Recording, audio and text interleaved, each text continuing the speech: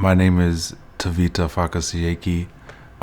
The fig tree has fit in my life through family members working as important figures within my life, but also within the fig tree's existence. I have been volunteering for the fig tree for at least most of my life, since I came here to Spokane. Through family members, it has connected me through the community within social community help, but also political community figures. One of the connections I built with or through the fig tree was the friendship with me and City Council President Betsy Wilkerson and Paul Dillon, who's our representative for, or the City Council representative for District 2. One of the questions spoke about being prophetic in ways of, for me, being prophetic isn't about being a prophet, more as being a navigator or wayfinder within the Pacific Islander community that I'm a part of because of being a descendant. My father is Tongan, and he's from one of a smaller group of islands that is closer to Samoa, but it's considered Tongan because of cultural identity and traditional ways. It has brought more connections, but also I wouldn't have known about the multicultural and multi-ethnic backgrounds that many people have in Spokane. And it's way more complex because when I first came up here in 2011,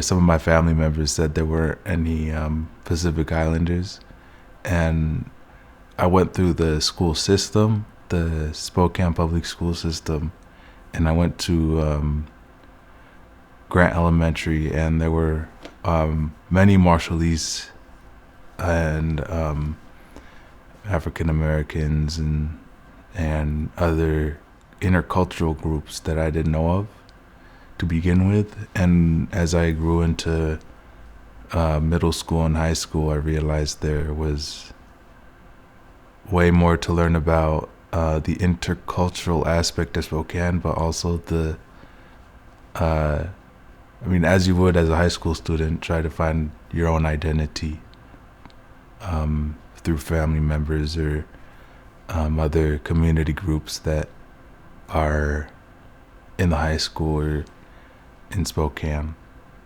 My grandmother has a very hilarious way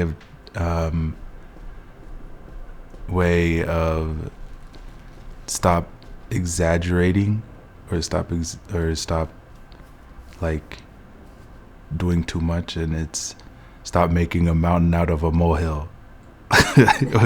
What she says to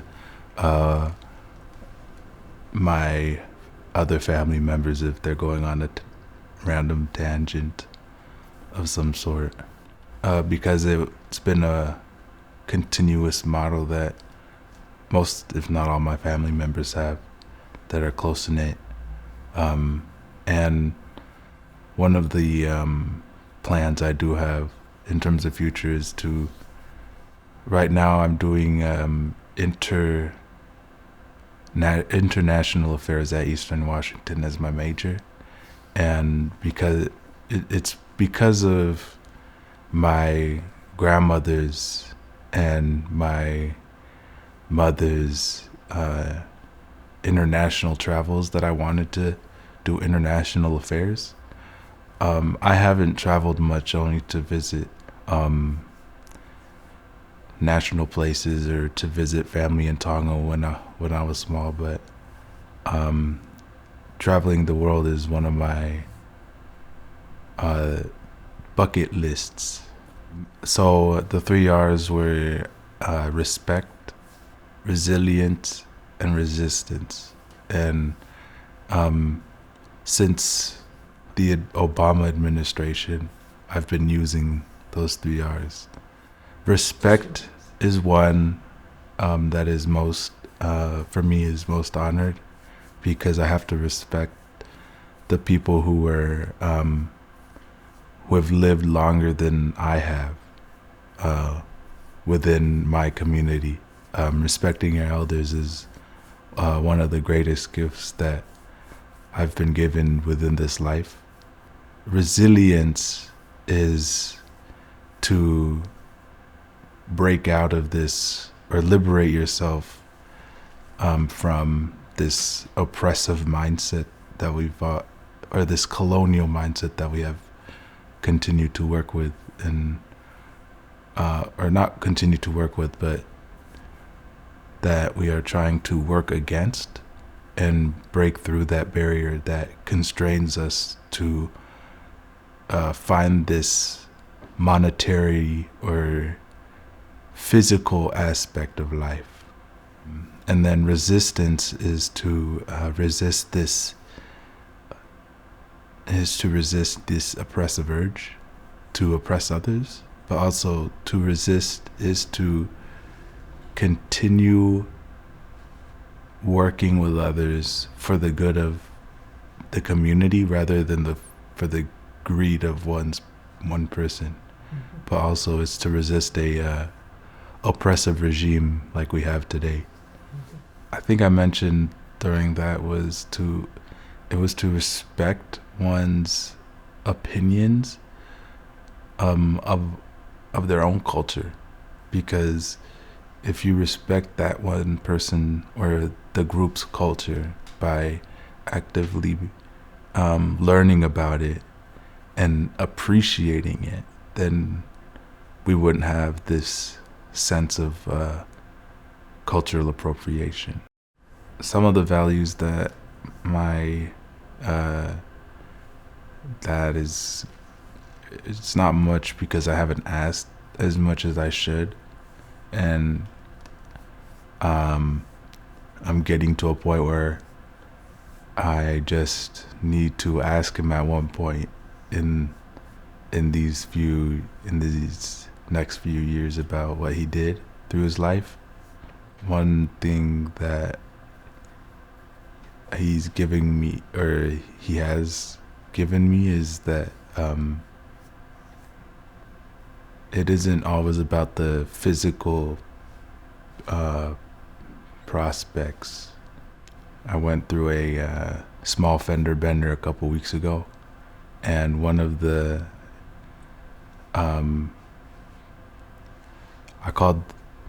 the few people I called was my grandmother, my mother, and my dad. And I called him to say I was in a fender bender, and he asked if everybody was okay, and he asked if I was okay, and I told him I was, and he said something along the lines of, if you are okay, then everything should be fine. And I think I mentioned that my brother was in the accident as well. So some of the things I've learned from the legislative conference is there's many organizations that can offer help to people in Spokane. Because it's the legislative conference, I know that there's a lot of bills going through the Washington State legislature with the House and Senate that will definitely help people in Washington. It also contributes the factors of Eastern Washington, because most, if not some of the time, I feel like we are being left out. Who participates? Yeah.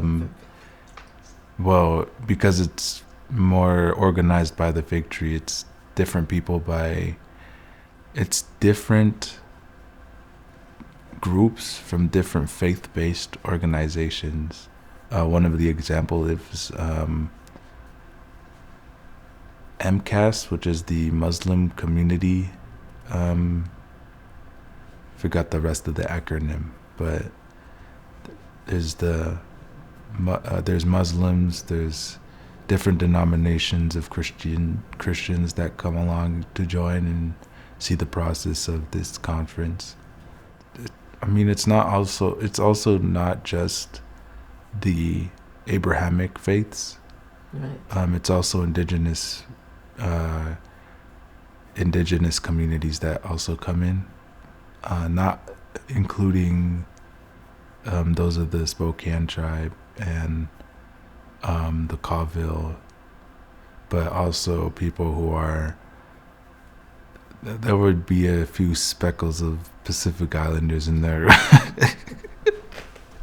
It brings people together to talk about different solutions than what we see on mainstream media sources. I mean, yeah, it's a local source, but the intention and the action that this the Fig Tree newspaper and directory is given is this source of liberating peace, I would say, where people would get a resource directory for an example, Kazuri, where it's out in the small lobby area before you go into the larger, and they could grab resources that would help them other than the larger community groups that are here. It would localize them to a certain area that would help them on a specific issue they had, whether it be physical health or mental health or spiritual needs that they don't have met. At the age of 20, I still have aspirations to work for peaceful ways, and peace and war are two